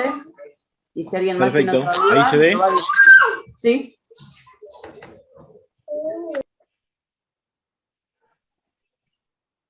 Bueno, esta es una imagen de la parte de arriba, sería como es una cárcava, con este formato tipo en U o tipo en B. Esto es un esquema, ¿no? Que no tiene dimensiones en este caso, y en el caso que necesitamos que siga circulando el agua ahí, como es la forma parabólica que tenemos que generar para que no haya erosión en el sector donde se mueve el agua. La forma parabólica del suelo, en ese caso, y tiene que estar muy bien empastado. Este es un caso donde se apeló al relleno de la cárcava, porque en la punta de este lote, más o menos por esta zona, se había acumulado sedimento, entonces fue traído, digamos, en un corto trecho, y el principal tema es la disponibilidad de la tierra para rellenarlo. Entonces se empezó a rellenar porque era una cárcava bastante ancha y bastante profunda. Luego con máquinas tipo motoniveladoras se va dando la forma de esa parabólica y bien ancha del lugar donde va a transitar el agua. En este lote en particular recibe agua de una cuenca muy grande de un montón de vecinos, y es imposible, digamos, que con el acuerdo de todos, digamos, que es difícil obtenerlo. Por ahí se podría tratar de minimizar el agua que llega acá, pero de esta manera, digamos, cuando viene de la parte alta de la cuenca, es difícil de combinar con toda la gente para hacer un trabajo conjunto. Entonces va a seguir llegando agua acá, entonces se está preparando el lugar para que pueda pasar el agua sin generar la cárcava, ¿no? Entonces con esta máquina, después del rellenado de la parte más profunda, se va perfilando, se va moviendo tierra en un ancho bastante considerable, y queda de esta forma. Fíjense, esto capaz no se aprecia en la foto muy bien, pero esto tiene una forma parabólica muy suave, que es como debía ser el terreno en el inicio, digamos. Todo este ancho, que son un 20-25 metros, esta es en la etapa de conformación, así que no se ve empastado, pero inmediatamente que se terminó de realizar este trabajo, se empasta para que pueda transitar el agua sin producir erosión. Esta es otra, digamos, en el mismo campo, ya terminada de conformar, a punto de ser sembrada. Esta es otra, acá estamos con Alejandro Mauti, que debe estar conectado en este momento.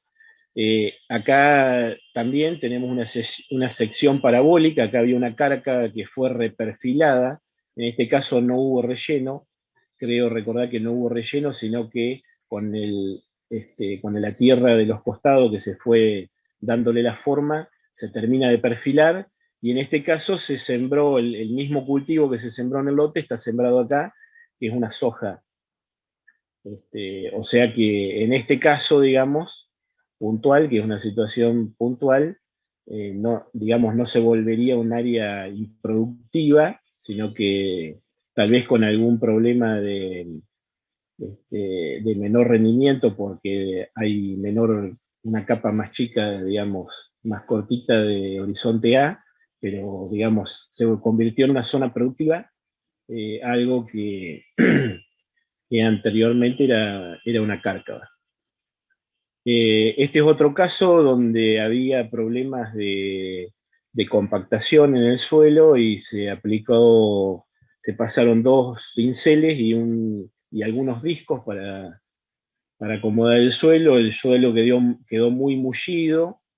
Lo que está sembrado ahí, chiquito, es vicia, o sea que inmediatamente que se hizo la labranza se hizo en un momento donde pasa el periodo de mayor intensidad de la lluvia, generalmente es entre primavera y verano, entonces hay que evitar mover el suelo cuando tenemos pendiente en esos momentos, o sea que entrado el invierno, luego de pasado el pico de erosividad de las lluvias que tenemos en otoño, ahí es un momento que tenemos bajo riesgo, digamos, de tener una precipitación importante en intensidad.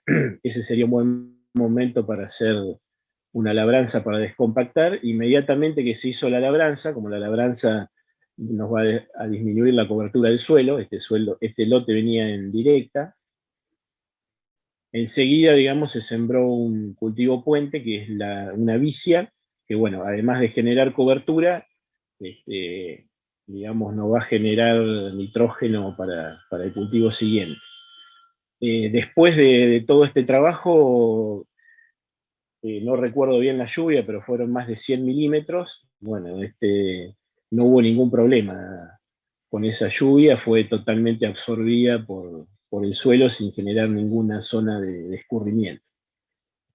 Bueno, eso es todo. Perfecto, hay nuevas preguntas que van surgiendo.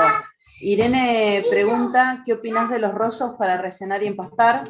Para seguir con esto de las cárcavas, y después hay 2 preguntas diferentes de otro tema. Hay algo que no mencioné, que cuando se trata digamos, de que una cárcava no progrese, se le pueden hacer lo que se llaman rastrillos, que son como obstáculos que se hacen dentro de la cárcava, en realidad es con lo que se tenga a mano, que pueden ser piedras, en algunos casos que se tenga piedra, en otros casos pueden ser que se arme con palos, o sea, dentro de la cárcava. Eso es para frenar, digamos, los sedimentos que vienen de la parte alta de la cuenca y tratar de que la cárcava se vaya completando y llenando sola. Y también estos rastrillos lo que hacen es bajar la velocidad del agua y que no sea tan erosiva. Para esto también se utilizan los rollos a veces, pero hay que, digamos, diseñar muy bien ese rastrillo, porque si nosotros ponemos un obstáculo que es bastante impermeable, puede ser que el agua choque con ese obstáculo y se mueva por los laterales hacia afuera, entonces nos genera un agrandamiento de la cárcava. Entonces tiene que ser diseñados de una manera especial, que el punto de rebalse de esos rastrillos sea la parte central. Digamos, hay mucha bibliografía en eso que muestra cómo hacerlos. Pero sí, los rollos y los fardos se pueden utilizar, y hay que adecuar bien el formato que tengan para tratar de de frenar ese escurrimiento. Y en este caso el rellenado de la cárcava a veces se produce porque es una zona que sigue trayendo escurrimiento y sedimentos suspendidos en el agua de otros lugares, y esos mismos sedimentos, si logramos fijarlos ahí, pueden de a poco ir llenando la cárcava. Lo que tenemos que tratar también es de empastar la zona lateral para que los taludes, digamos, no se sigan derrumbando. O sea, todo lo que, digamos, es un trabajo en conjunto, hay que pensar más en la cuenca, digamos, que puntualmente en la cárcava. O sea, hacer una visualización global del problema y atacarlo por distintos lugares. Bien. Tenemos una pregunta de José Luis sobre las ecuaciones desarrolladas en Balcarce se hacen con los valores de infiltración de la década del 60. Y dice, es claro que ahora la infiltración es menor por diversos factores. ¿Se está pensando desde la Unidad Integrada Balcarce recalcular esos valores de infiltración? Sería bueno que la gente del grupo de física de suelos pudiera atacar ese tema en investigación. Lo tomo como una promesa de José Luis, más que una pregunta. Perfecto. Y queda una pregunta de Alejandro Mauti, dice, la ley de regulación de uso de suelo y de agua de riego, ¿qué hay al respecto? O sea, si ya está desarrollada, ley de regulación. Desconozco el tema, Alejandro, y como desconozco el tema no voy a decir nada. No sé si alguien de los presentes tiene... Marino, no sé si sabes algo de ese tema. Yo lo que sé es que desde hace ya varios años está vigente la ley de aguas de la provincia de Buenos Aires, que es la que regula el uso del agua superficial y subterránea en toda la provincia. De hecho, hay una autoridad del agua que lamentablemente no funciona, pero diríamos, la ley regula todo lo que es, por ejemplo, el uso de agua de riego. Con respecto al uso de agua de riego, justo hay una pregunta que dice, entiendo que el riego en campos arrendados con destino a semillero es indiscriminado, ¿sigue siendo eso así? Yo creo que eso queda a cargo de cada productor.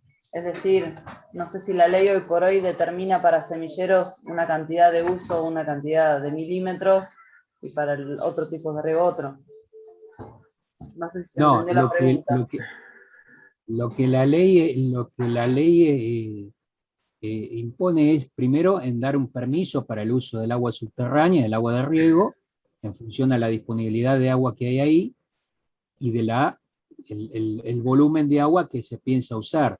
Después el problema de diseño de riego es un diseño, como decía Germán, de cuál es la lámina adecuada de riego y la frecuencia de riego para ese cultivo, en ese lugar, con ese suelo. Eso no lo regula la ley. Digamos, esos son problemas agronómicos, más allá de que estén asociados o no a los semilleros, o a la papa, o a un cultivo de maíz que no sea de semillero. Digamos, si estamos regando con el método del masomenómetro, y no nos importa, tenemos una producción lo suficientemente rentable como para que no importe demasiado el costo del riego, bueno, se riega en esas situaciones puntuales que se está hablando, no se tiene en cuenta cuál es el déficit. Entonces, el riego se llegan a estas condiciones. Muy bien. No sé si alguien más de los presentes tiene alguna otra duda. Si no, acá justo surge una de vuelta. Dice, Germán, excelente presentación. Dice, ¿has visto los problemas de cárcavas muy graves a cañadones en la zona del sur de Córdoba? Viendo esa situación, ¿llevaría mayor consideración a la problemática que has presentado? Bueno, habla hace alguna acotación a Córdoba y a la situación que sufre el sur de esa Sí, provincia. ahí en la zona ahí en la zona del sur de Córdoba, no me acuerdo si es bien sur de Córdoba o en San Luis, hay un sector que hay nuevos ríos, o sea, hay cárcavas que han tomado una dimensión muy importante, y es como que se han formado nuevos ríos, digamos, eso lo atribuyen al cambio de uso del suelo, se han elevado las napas en toda esa zona, y bueno, se ha generado mucho más escurrimientos, y hay muy buen material en internet para ver de toda esa zona. Muy bien. Bueno, por el momento no hay nada más. Si alguien quiere decir alguna otra consulta, puede sacar su micrófono y si no, le agradecemos a los disertantes. No sé si alguien quiere hacer alguna... Ivana, creo Sí. que ya por la hora. Ya están todos. Sí, sí. Así que la verdad que muy buena presentación. Agradecerle a ambos y a toda la gente que se ha conectado de todos lados. La verdad que es muy bueno, buenísimo. Así Bueno, que gracias, no queda más de mi parte, gracias a ustedes agradecer por invitarme. Tenemos, Guillermo, ¿querés decir algo? Levantaste la mano.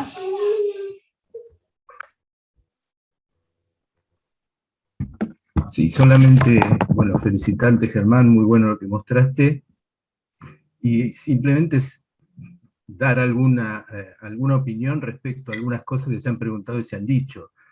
Podemos hacer artificialmente un montón de cosas para solucionar el problema, pero en la medida que no busquemos la forma de mejorar el estado del suelo en el lugar que se generan los escurrimientos, poco vamos a poder lograr en detener o inclusive recuperar las cárcavas. El suelo está siendo muy afectado, a pesar de que el sistema de labranza predominante es un supuesto sistema de labranza conservacionista, pero por sí solo no soluciona el problema. Tenemos que garantizarnos una buena cobertura de manera permanente, especialmente en los momentos que ocurren las lluvias que son más erosivas. Tenemos que garantizarnos que haya raíces vivas en el suelo durante mucho tiempo, y eso ayuda a recuperar la estructura. La ruptura mecánica de la compactación no sirve de nada si no la acompañamos con medidas que logren o lleven a lograr una recuperación de la estructura. Entonces, todo lo que podemos hacer artificialmente lo podemos hacer para tener soluciones de muy corto plazo, pero después el suelo vuelve a manifestar esas compactaciones, vuelve a generarse otra vez exceso de escurrimiento, vuelven a profundizarse las cárcavas, y como dijo Germán, rellenar una cárcava está bueno, se puede hacer si se dan las condiciones, y si hay dinero como para hacerlo, y si no si no destapamos un santo para vestir a otro, es decir, sacamos suelo de otro lugar para llenar la cárcava, pero en la medida que no mejoremos la condición de aporte de escurrimientos a esa cárcava, no lo vamos a solucionar el problema. Se va a seguir profundizando y se va a seguir formando. Entonces, creo que el mensaje, aparte de todo lo que dijo Germán, es que tenemos que partir por mejorar la condición de los suelos. Ya sabemos que los suelos del sudeste bonaerense, como se creía hace algunas décadas, no son irrompibles, ya están rotos en muchos casos, y si no los pegamos de vuelta y no los hacemos funcionar como corresponde de vuelta, vamos a seguir teniendo problemas.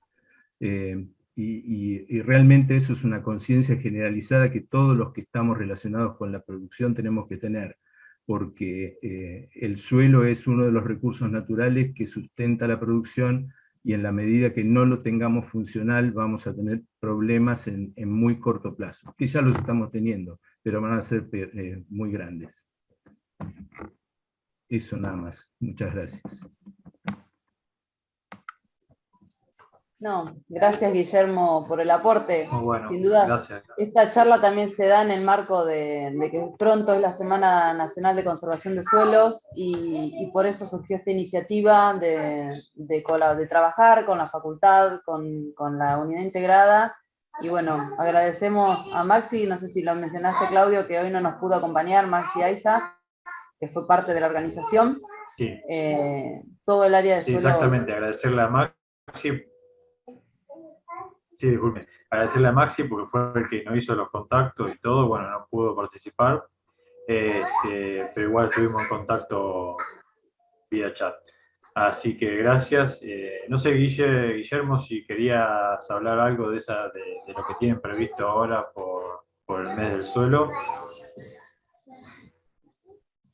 Ahora en la primera semana de julio vienen algunas actividades que desde la IAB ya vamos a estar difundiendo. Cuando tengamos más información la iremos pasando. Guillermo.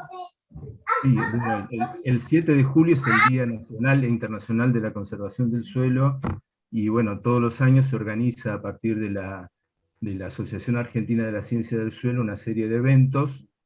Este año se van a hacer 4 encuentros a nivel nacional, el 7, 14, 21 y 28 de julio, obviamente van a ser virtuales. También está Maxi involucrado en la organización de eso. Y a nivel local, el Día del Ingeniero Agrónomo, el 6 de agosto, se va a hacer un encuentro técnico, donde se van a tratar temas referidos a degradación de suelo, justamente como parte de la estrategia de conservación.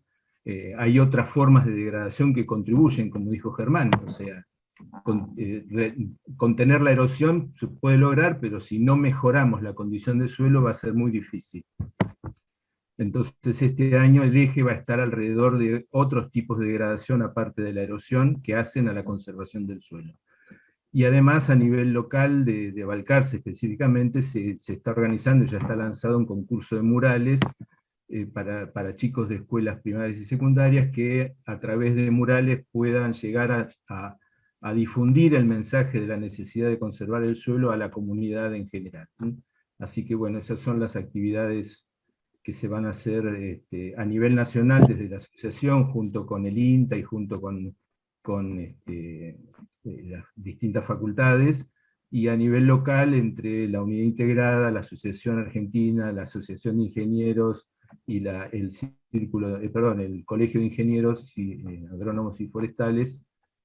Vamos a hacer esa actividad el Día del Ingeniero Agrónomo.